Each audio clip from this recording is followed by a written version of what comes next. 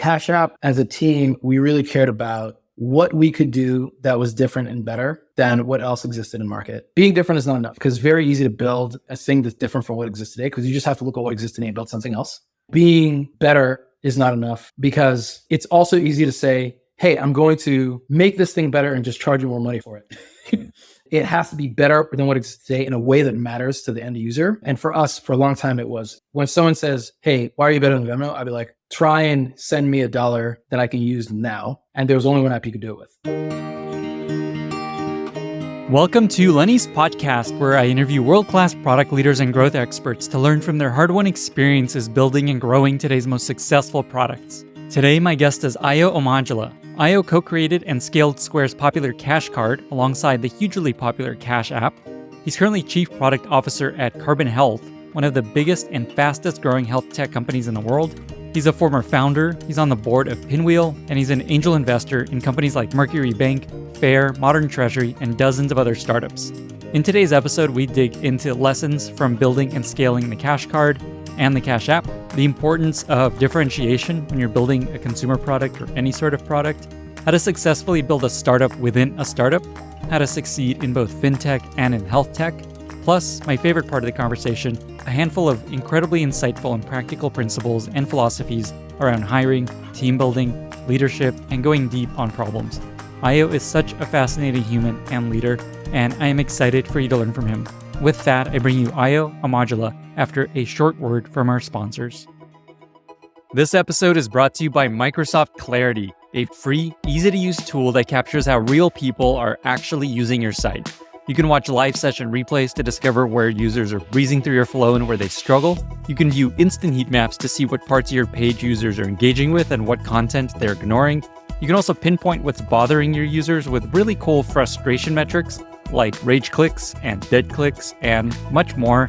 If you listen to this podcast, you know how often we talk about the importance of knowing your users. And by seeing how users truly experience your product, you can identify product opportunities, conversion wins, and find big gaps between how you imagine people using your product and how they actually use it.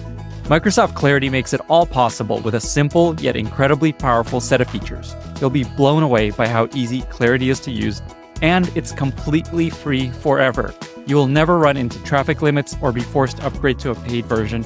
It also works across both apps and websites. Stop guessing, get Clarity. Check out Clarity at clarity.microsoft.com. This episode is brought to you by Eco. Last month, Eco users earned an average of $84 in cashback rewards. How? With Eco, the future of personal finance.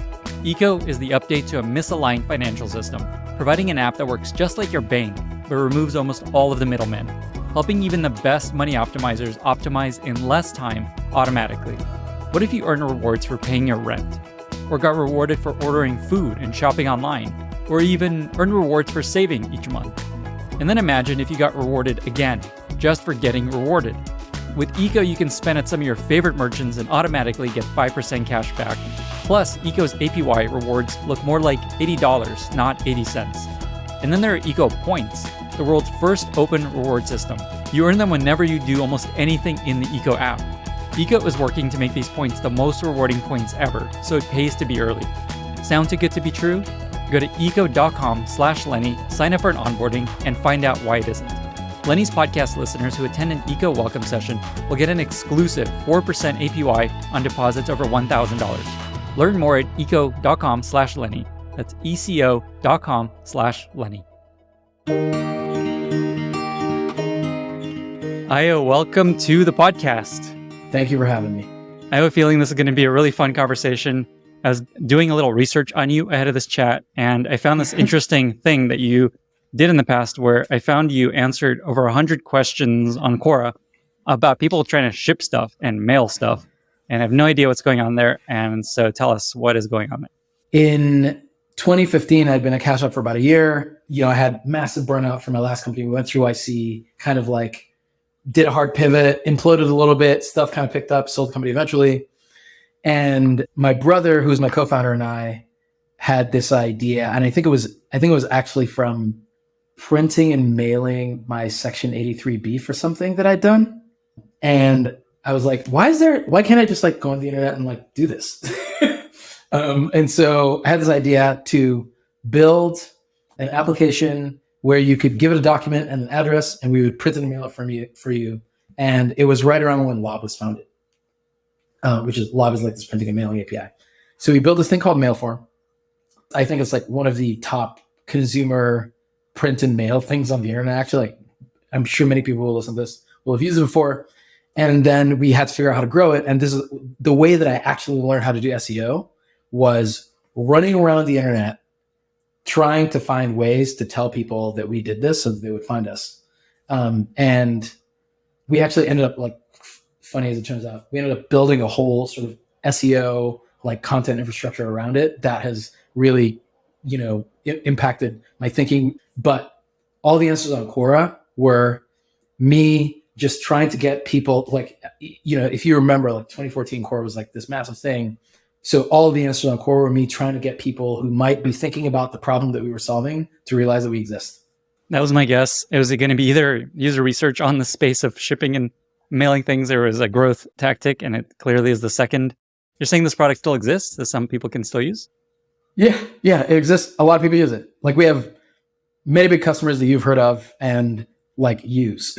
I won't say their names because I don't know if they want me to do that, but like, I would say like there are a couple of large like delivery tech companies that use us to mail 1099s, W-2 forms, what have you.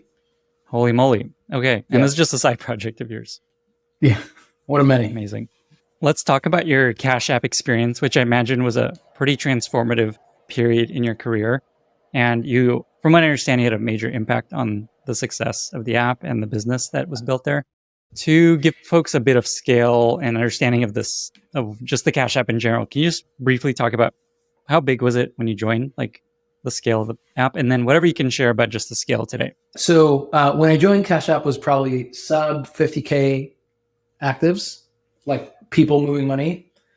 Today, I think it's north of 50 million actives on a monthly basis, with all different types of money movement, like Bitcoin, P2P, card, stocks. And I think it's something like north of 70 or 80 million actives on an annual basis.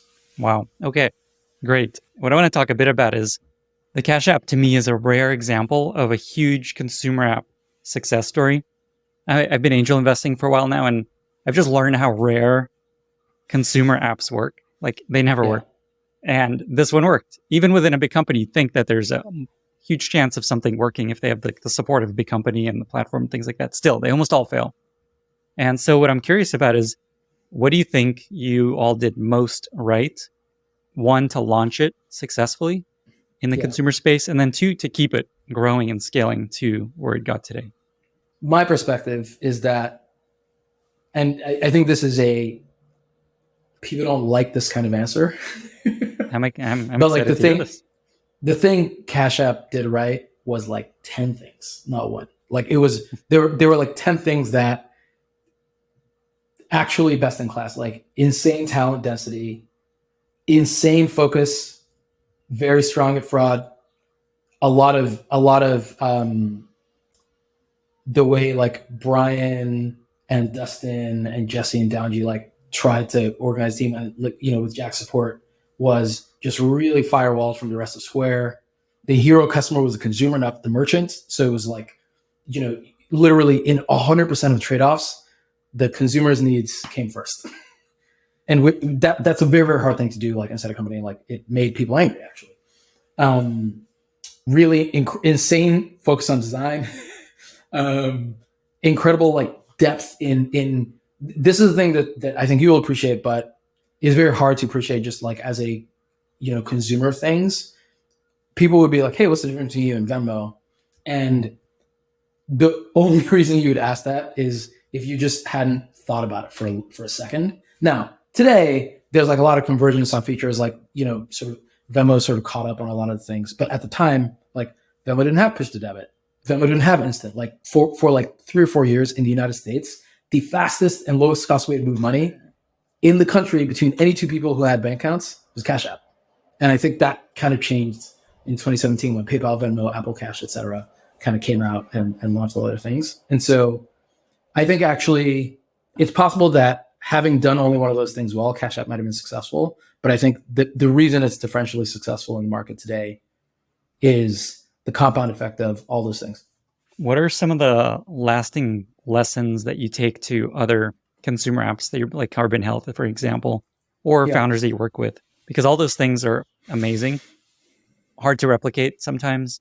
Is there stuff you extract from that? Like, here's something that I'm going to do at any time I'm building a consumer app. Is it like the design-led component? Is there anything else along those lines? This is a thing I struggle with. I saw on Twitter somebody say this comment that like a lot of times when people describe their success to you, what they're really saying is like, this is my lottery ticket number. So to be honest, before I go down this diatribe, I don't actually know which of the things are replicable. I just know like kind of what I believe to be true. And, I'm trying some works and some not, et cetera.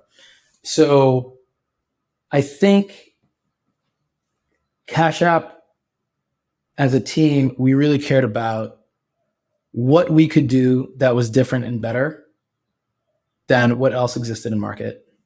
And for us, for a long time, it was instant. And if you look at all the products, like you'll see this sort of theme of like, when you cash out, there's an instant option. When you get a cash card, we issue your card to you instantly. When you sell stocks, money's available instantly. When you sell Bitcoin, money's available instantly. Like literally, there's no like, circle processing. It's like available to spend. And I think there's something actually lasting about the concept of instant, because there's still in the world today are like lots of businesses and processes that are like asynchronous, but not for any reason other than that's just the way the world is. So I think that's like one thing that's kind of narrow. And then I would say another thing that I think is really broad is just being really crisp about why what you're doing is different and better than what exists today. And it's like being different is not enough, because it's very easy to build a thing that's different from what exists today, because you just have to look at what exists today and build something else. And being better is not enough, because it's also easy to say, hey, I'm going to make this thing better and just charge you more money for it. And so I think that there's like, different, like you optimize for doing a thing that's different. It has to be better than what exists today. And it has to be better than what exists today in a way that matters to the end user or to the buyer, like kind of depending on what your market is. And then like after all that, you have to be in a domain that matters. Because it's very easy to get those three right, like to build like a really, like, how do I say this? A thing that's different and better than what exists today in a way that matters to end users could also just be art, which is just like art is a complex thing to scale. And so you have to like then also get the economics right, get the entire pipeline of like how you ship, how you build, how you talk about it. All of that stuff has to work as well. I think there's some really great lessons there. Just to kind of mirror back what you're saying, just differentiation in this case ends up being really important. And if you're trying to disrupt someone doing something like, say, Venmo, like you can't just be a better Venmo, you have to be different. And it sounds like instant was the differentiator in this case. For a long time. Yeah. Or rather, it was the cut through the clutter differentiator. There were like actually like a lot of other sort of long tail of things that we were doing that was different, but it was like instant was the thing where, when someone says, hey, why are you better than Venmo? I'd be like, try and send me $1 that I can use now. And there was only one app you could do it with. And I think the other element of this, it connects to something I'm working on in the newsletter, is when you're trying to find a big idea, especially in B2B, but in this case, it works in B2C, is just, it needs to be important. It needs to matter. Like it can't be a better thing that nobody values highly, because then you won't make money in B2B, and in B2C, people won't even use it. So these are really great. You mentioned in passing when we were preparing for this that Block was trying to kill the Cash App for a lot of time early on. I wouldn't say like Block was trying to kill the Cash App. I think that there were many people who worked there that absolutely like, and I mean this in the nicest way, identities were tied with Square being a merchant business, believed that the investment in Cash App could have been better deployed elsewhere, didn't want to work on consumer. There was just like a myriad of, and then I'm sure people who were there at the time would say like, we probably also made mistakes and didn't communicate well and didn't sell it well and so on. But there was a crazy amount of friction. I'll put it that way. It wasn't like, a thing I will 100% give Brian credit for is he was really effective at making sure that we had a shot. Zooming out for a moment and thinking about just Square and Block and how they operate as a product company and as a business, is there anything that you've taken away from that experience that you bring with you to where you are now, which I want to talk about next? I don't know necessarily if this was intentional. My guess is it was probably just like a consequence of Square going public and trying to be sort of a rigorous financial institution. I think when you are in a large organization trying to do a actually new thing, I think small teams are better than big ones, period. And forcing the teams to be like super sort of thoughtful about like hitting milestones and actually adding value, because like there's this thing people say about like, hey, the startup within a startup, anything is fake. And the reason I think it's fake is because like when you're in a startup, you actually worry about paying the people who work for you. And when you are inside of a company, you just don't. And there's just a difference between like having that existential fear of, are we going to be here tomorrow, and not. So I think a consequence of not having that existential fear is that it's easy to just be like, hey, I need more resources. And the organization has some habits around how you acquire resources. And if the leadership if the leadership building the new thing happen to be good at that, you can have growth in a new project's people size that doesn't match the new project's success and potential. And I think that actually ends up being a tax over time. That's a really good point. I didn't think about asking about that, but in this case, it was a startup within a company that did well. And I also agree it rarely works, and it did here. What is it that you think that was so essential to make it work? I know you just talked about it. How would you summarize just like, here's the thing everyone should do when they're maybe starting something small within a big company that's new? There are some macro things where I do believe we were children of fortune, like mobile, etc. When I joined Cash App, a lot of the people working on it were fairly tenured, both at Square and just like in their careers, and had like done sort of really meaningful things. And as a consequence, I do think there's like, this is a thing I haven't quite been able to articulate well, but there is something around like a small, tightly knit senior team, super focused on a problem. And the smallness means just like less polarized communication. And then the tightly knit means a lot more trust. And then I think like Brian was obviously he'd been at Square for a long time, knew the organization well, was a killer operator around there, knew like talent, like who was good that he wanted to, bring on board. And I think that combination of things, not my guess is there are other things, but I think like without that thing, it would actually have been really, really difficult. I think that's an awesome lesson. Just like a small, trusted team that has seniority and leadership trusts to operate, and not just like, hey, what the hell are you doing? It's time to ship faster. The Cash App team stayed super senior for a long time. And you said small. How small was it / what do you recommend when you say it should be a small team for something like this? A lot depends on the thing. I don't think there's a one shot answer. When I joined, Cash App was like 11 or 12. And it wasn't much more than that for like a year. And even, I forget how big it was when I left, but like we had real scale and a real business before we had a real headcount, I guess is the way I would say. And like kind of had to fight for every headcount. And I think that the headcount at this point was a Sarah Fryer thing from Square. She's just, really, really disciplined about making sure that if you were trying to bring people on and spend the company's money, you really justified it. I think that's a really good takeaway. Let's transition to talking about what you're currently doing, Carbon Health. You went from consumer fintech to consumer health tech. First of all, just real quick, just how did that transition happen? Was that something you planned, or is that just like you went on exploring and that's where you ended up? It was more I went on exploring and that's where I ended up. I think I'd say there's maybe three parts. There's one part where when I was exploring, there's this guy, Russell Fredden, who now works at Carbon, who he introduced me to like a third of my network in Silicon Valley.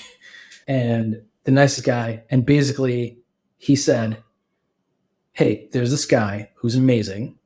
He was founder of Udemy, and now he started this company called Carbon Health. His name is Aaron. You need to talk to him. And I was like, sure. and Aaron and I met, and Aaron is brilliant and also had this crazy way of explaining a complex problem in a way that made the solution obvious. And so he was like, oh yeah, like here's how we're going to do it. And here's, the thing we spent like 2.5 hours together. And then at the end I was like, oh yeah, like this is obvious. Somebody should just build this thing. And then I think the second part was, I think everyone's the hero in their own story. I'm no different. So like, I think when I left Cash App and when I was thinking about what to do next, I was thinking of starting a company and doing all this stuff. And one of the muscles that like we really just spent a lot of time building in Cash App was going really, really deep into like the regulatory sort of wallpaper of the problems we were trying to solve. And so we would have sessions where we'd be sitting in a room, like product engineering, legal, compliance, et cetera, with some regs literally blown up on a projector screen and a section of text highlighted and being like, hey, what does this really mean? Okay, what if we build a product this way? What if we structure money movement this way, et cetera? And so I casted myself instead as, hey, what if I could be good at regulated businesses instead of just good at money? And that was the way that I tied the two together. There are a bunch of like other sort of very personal like ego things. Like I want to build teams with mostly founders. Both my parents were doctors, and I've been through some sort of scary experiences in the healthcare system. So there was just like a part of it that was about sort of mission and background, but the career part was really about how do you stitch two things together. And I also wanted to learn. There was this thing that happened in my like 4th year at Cash App where I was like, oh, there's other thing that we have to build that would be amazing if we actually build it, which is what Pinwheel, the company I'm on the board of, actually is. I was like, hey, we got to build like this platform for payroll. It's like, the last giant money movement thing that hasn't really kind of moved the needle in a long time. And I couldn't get the organization convinced to build it, which kind of is what it is. A, and B, I was like, oh, I want to have that insight. How can I have that insight of like what the second thing is faster the second time around? And I'm sad to report that 3 years in a carbon, I have not had it yet. You got a lot going on. I am not surprised. So I was going to ask what draws you towards regulated, highly regulated industries being at Cash App. And I like that you already went there. Basically, just found that that's maybe the thing that you could get really smart at. And that applies to a lot of different markets. That's an interesting insight about yourself. Like this could be the thing that I get good at. Yeah. Or differentially better at than other people. You kind of like mentioned this off to the side, this idea that you like to hire founders. And can you speak more to that? Just like what that means in your day-to-day, and then maybe how your team looks today. Is it mostly founders or some large percentage? I think team looks today about half and half. So I had this experience going through YC where, and just like kind of growing up in my career in Silicon Valley, where I knew a bunch of founders who were like absolute beasts, like incredible people, could do amazing things. And they would bounce off organizations. They would be like, all right, I'm going to go work at Amazon and just like not last.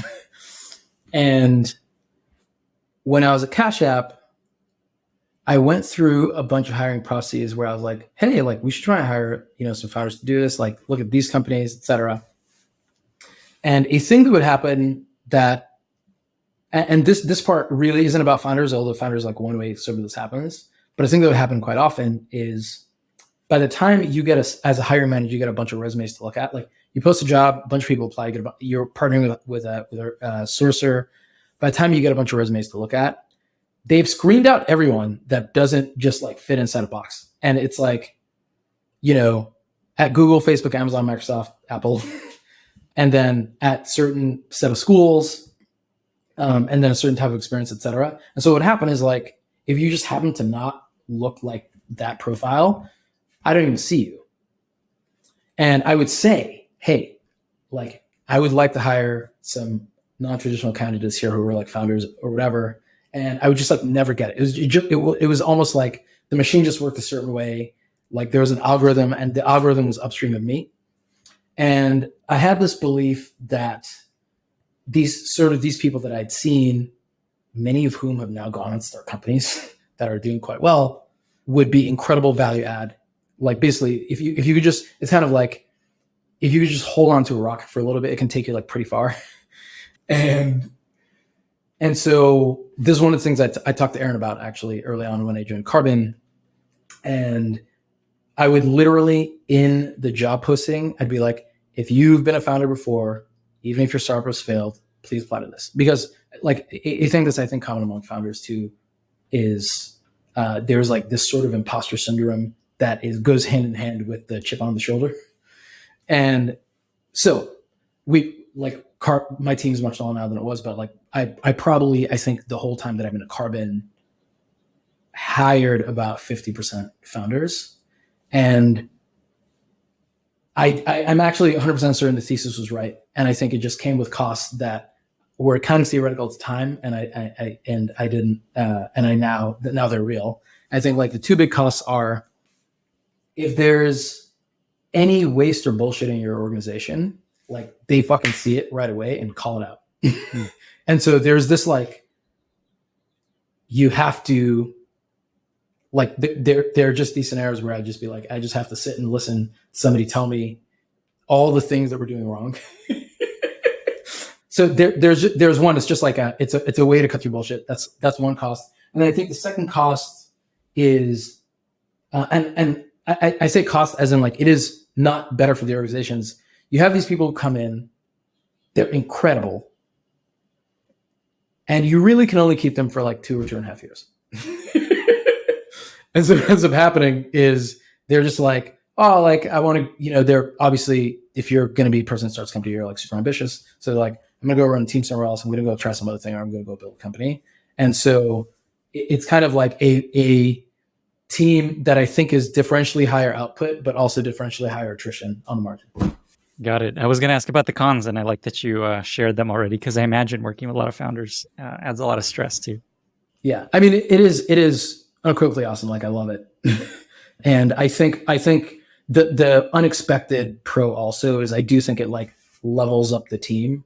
Like people in a team that is like very founder dense really likes it. And we ended up over time at Carbon, like there's lots of people who founded companies here in multiple functions, not just product. Today's episode is brought to you by LMNT. I just recently discovered this stuff actually from another podcast, and it is such sweet, salty goodness. LMNT is a tasty electrolyte drink mix with a science-backed electrolyte ratio, and unlike most electrolyte drinks, there's no sugar, coloring, artificial ingredients, gluten, or any other BS.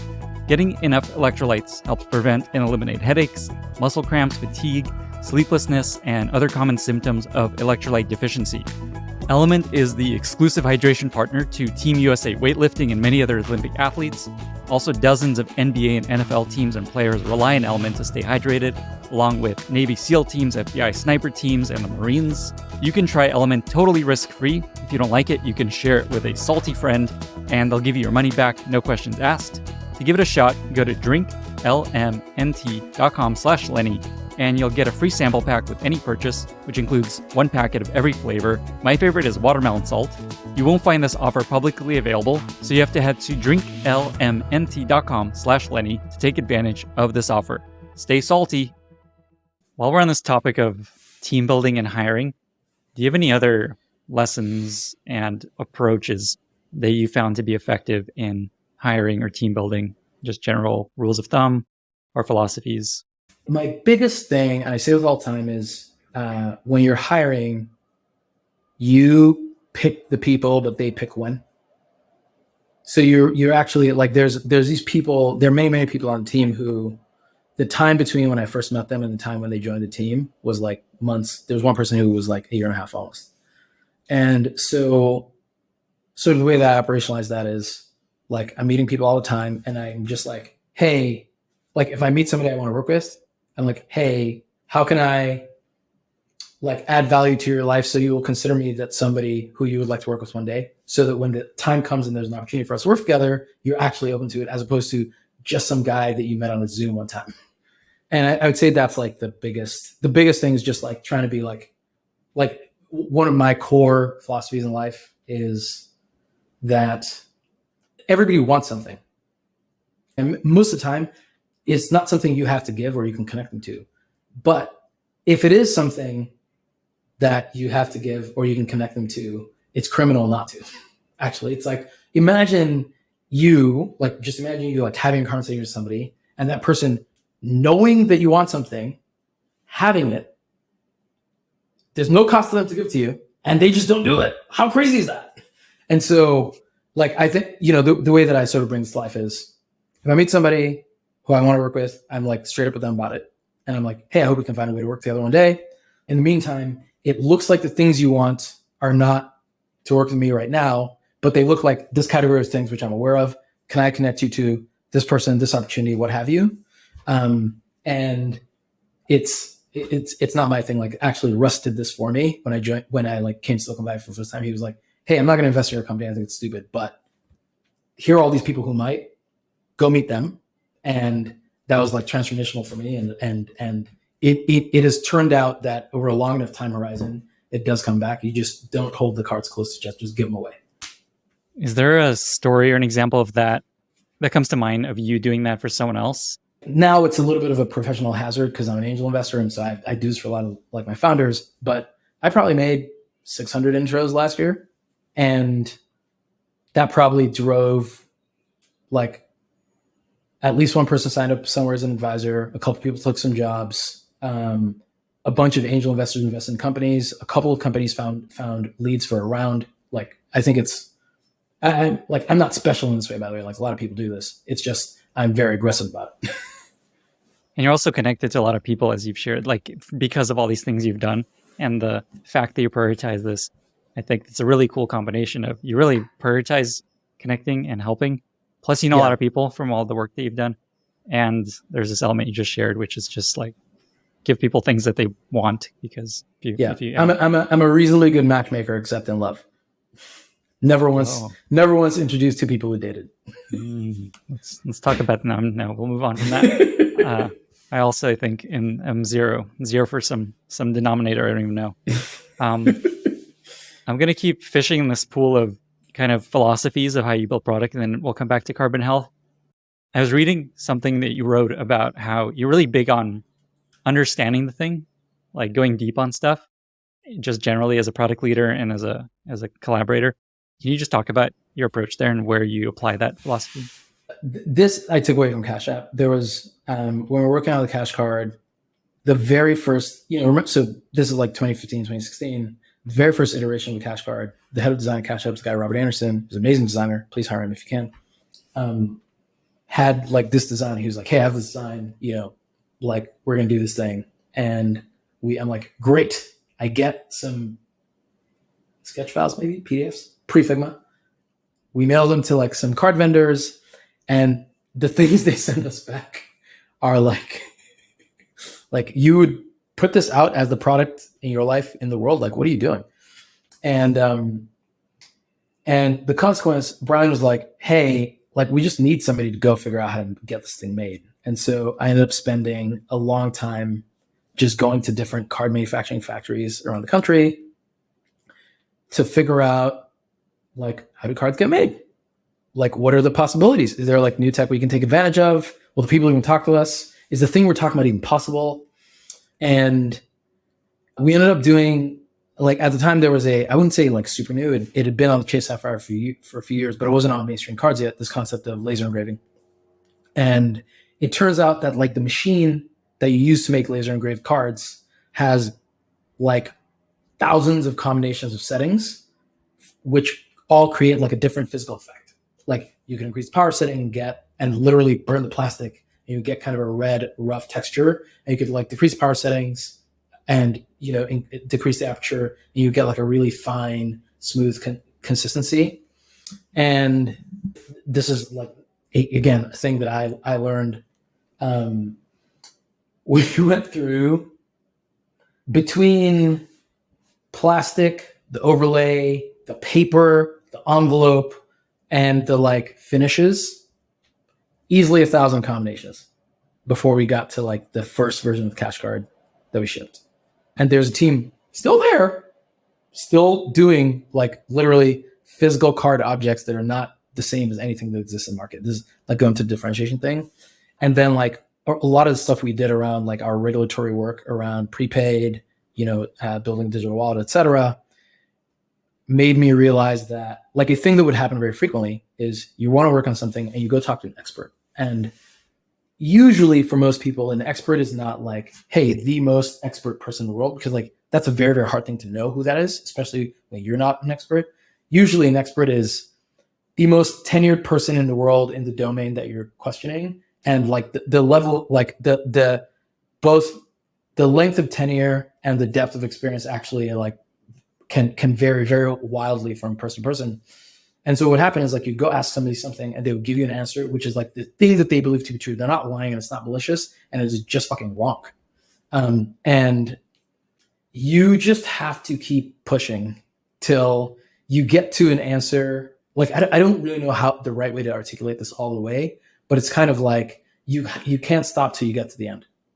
And this is one of the reasons why being in a domain that matters is really important, because that's a very, very expensive activity to do if you're in a small town environment. So the like way that I apply that today, and I'm sure people at Carbon will tell you this, is I end up asking lots of questions that people think don't matter, because I'm like, hey, we're trying to optimize something. And usually what I find is when you're trying to optimize something for the first time, they haven't optimized before, you actually have to remeasure it. You have to re-instrument it. You have to like rebuild all the queries, all the like visuals, et cetera, from scratch. You have to look at them like 15 different ways. And then every time two things like are incongruent, you have to like go and figure out why. And it's just like tedious work. And in regulated industries, and I think my guess is this will end up being true in almost any complex environment with a lot of variables that are kind of and the more sort of constrained by physics they are, like I think actually the more this matters, you can't avoid the details. You just have to get into them. And like, if you don't, you can still do well, but it's actually more than likely fortune than skill.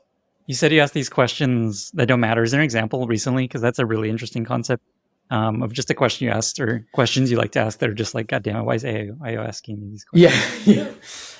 There's like one from like yesterday where there is a field in a database table that tells you why a payment was made. And there's a bunch of values in that field that are very articulate. Like, hey, this payment was made because it was copay. This payment was made because the patient was visiting without insurance, right? And then there's like a field that is empty. There's a value that's just null. And we use null as like, hey, like the way null is described is after a claim is adjudicated and complete and the patient has a balance, we leave that field blank if we're just billing the patient for their balance. The problem with that is if there is any other exception reason why a payment might occur, and we're in a complex environment, we have over 120 clinics, there's a lot of humans who can press the pay button in a bunch of different places, you will not know if it's included in that field, in that like null value field. And so it's just, this is like one of those things where I'm in the middle of a Slack with a colleague who's like, why are you asking this question? And I'm like, I just need us to put residual balance in that field if that's what it's for. That's all I'm asking. So I do that a lot. And I think people hate it. Did they actually go ahead and do that? We're in the middle of it right now. And you're in Slack. Okay, right. Okay, I love this. So I made a list of kind of these lessons, and I really like this area we're diving into of just your kind of philosophies to work in life. So just the ones I wrote down is the importance of going deep and doing the thing yourself and not trusting that somebody's response is the end. Like, I love the way you phrased it of don't stop until you reach the end. Yeah. This idea of helping people if you can, connecting people and the power of that, hiring founders and working with founders. And clearly the story you just told is very founder mentality of just like going to the warehouse and trying 100 different cards. Is there more here? What else have you found to be an important approach to leadership or product building or things along those lines? Yeah. Can I say one caveat about the first one I think you wrote down?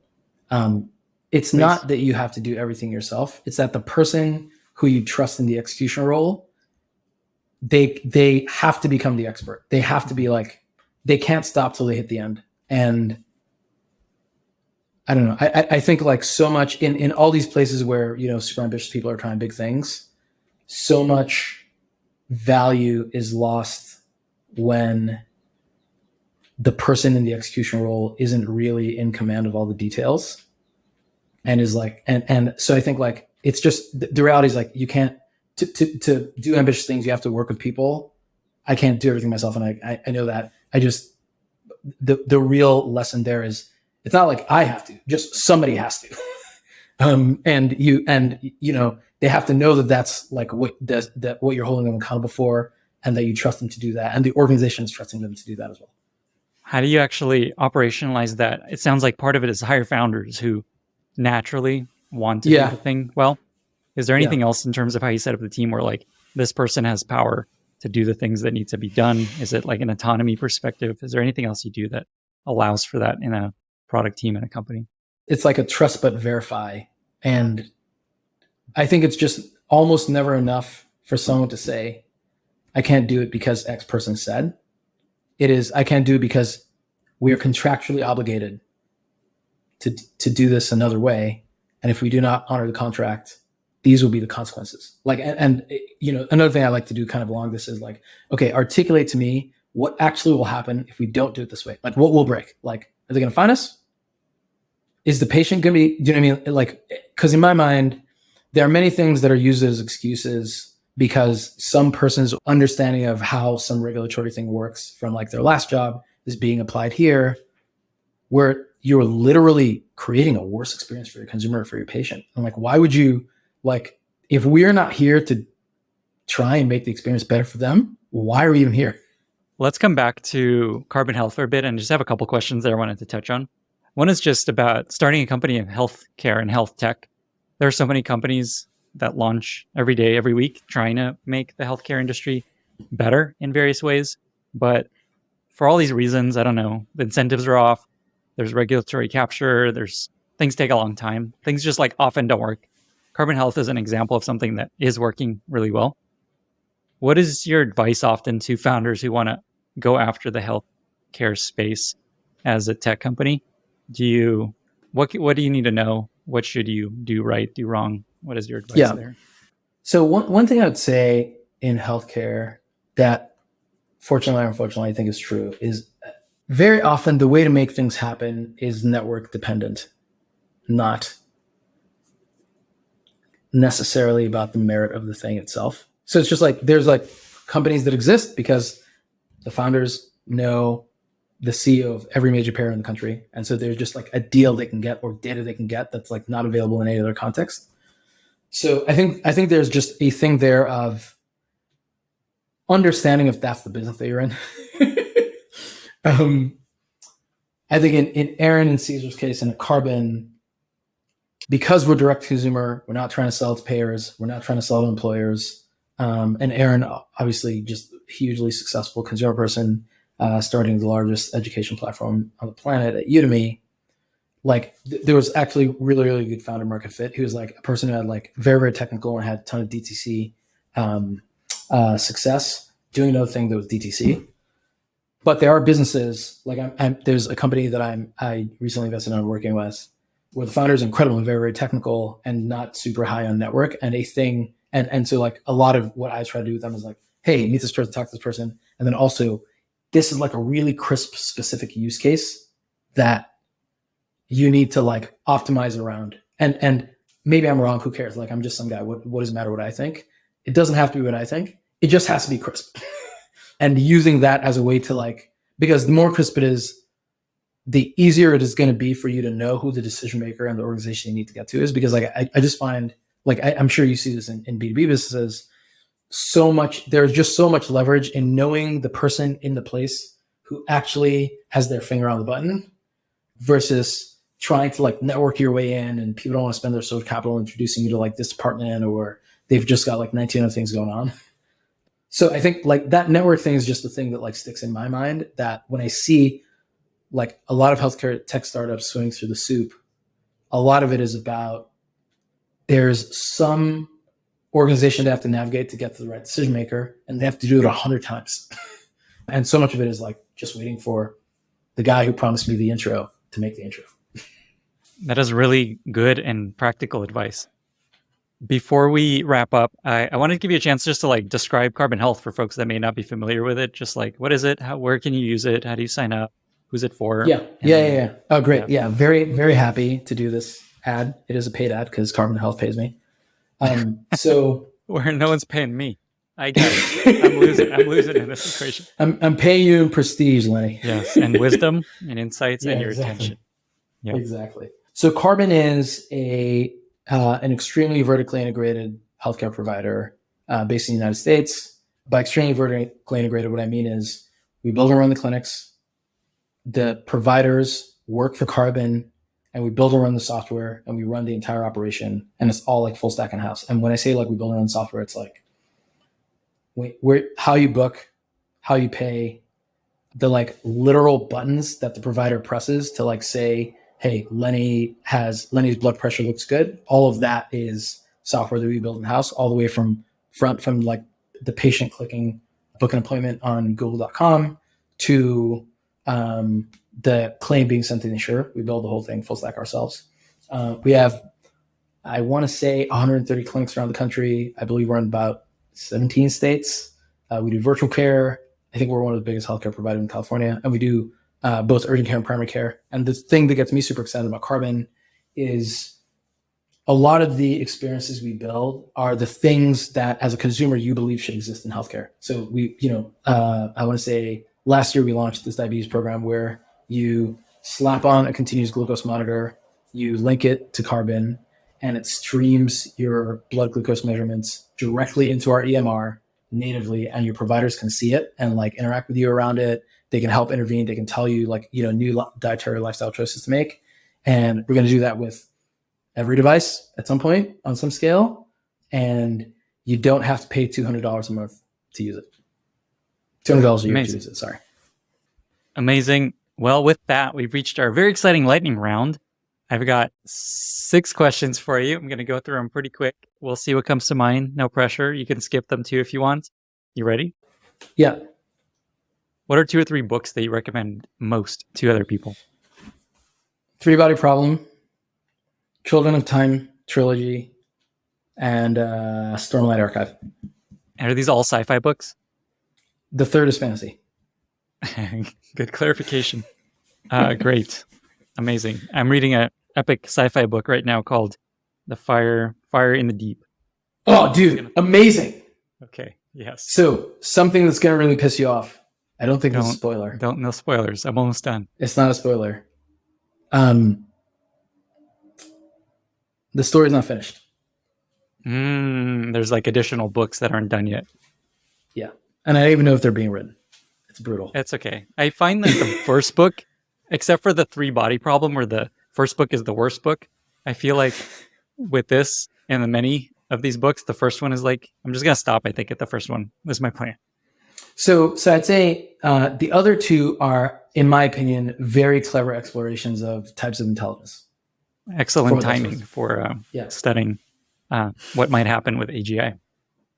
Great. I love this. I love where this is going. Next question. What's a favorite recent movie or TV show? War of the Worlds was exceptional. Is that recent? Yeah, there's one that I think that it was a 3-season thing, just ended maybe last year.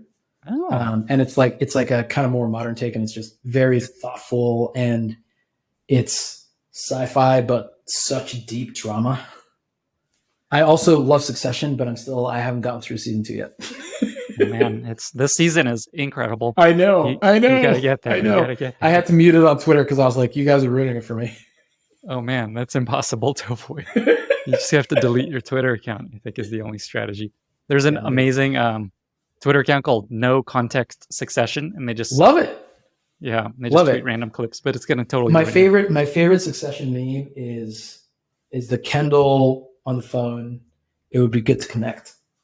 It would just be good to connect. Just like such a metaphor for life. Interesting, very subtle. Oh, I see what you're saying. That feels so appropriate to you, Ayo. Just connecting people. It's like the core of your being. I can see why you love that meme. Next question. What's a favorite interview question that you like to ask when you're hiring and interviewing? This one's not super crisp. It's like there's kind of 2 sides to the question. It's like tell me something you did that worked out, but not for the reason that you thought it would work. Or tell me something you did that was a good decision that didn't work. Like tell me a bad decision that worked out or a good decision that did not, is like, I think the way to frame it. And it's a lot of like my process is just teasing out introspection. It's just like, are you a person who is reflective about like the decisions you've made and why they worked and why they did not, and incorporating that into your model so you make different decisions next time. Final question. Do you have a pro tip for mailing something or shipping something from your experience helping everyone on Quora mail and ship stuff?